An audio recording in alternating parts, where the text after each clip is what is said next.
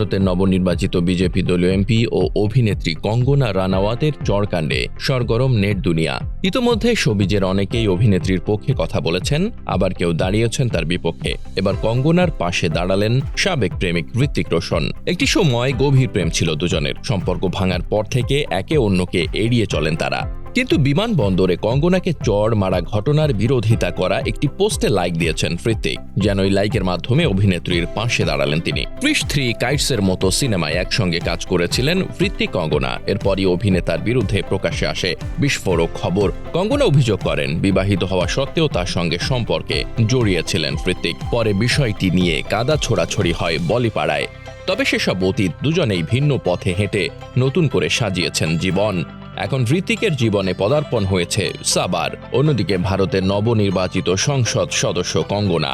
নির্বাচনে জেতার পর দিল্লিতে যাচ্ছিলেন তিনি। সেই সময়ই ঘটে চরকাণ্ড, যার প্রতিবাদ জানিয়ে সামাজিক যোগাযোগ মাধ্যমে সাংবাদিক পায়ে ডিসুজা লিখেছেন, কোনো কিছু জবাব হিংসা হতে পারে না, বিশেষ করে যে দেশে মহাত্মা গান্ধীর অহিংসার নীতি প্রাধান্য পায়। তিনি আরও লেখেন, কোনো ব্যক্তির কথা কিংবা দৃষ্টিভঙ্গি নিয়ে যতই আপত্তি থাক না কেন, হিংসার মাধ্যমে তার প্রতিবাদ করা যায় না। আর এমন হিংসাত্মক ঘটনাকে প্রশ্রয় দেওয়াও উচিত নয়। বিষয়টি আরও মারাত্মক, কারণ নিরাপত্তারক্ষী উর্দি পরে বিষয়টি করেছেন।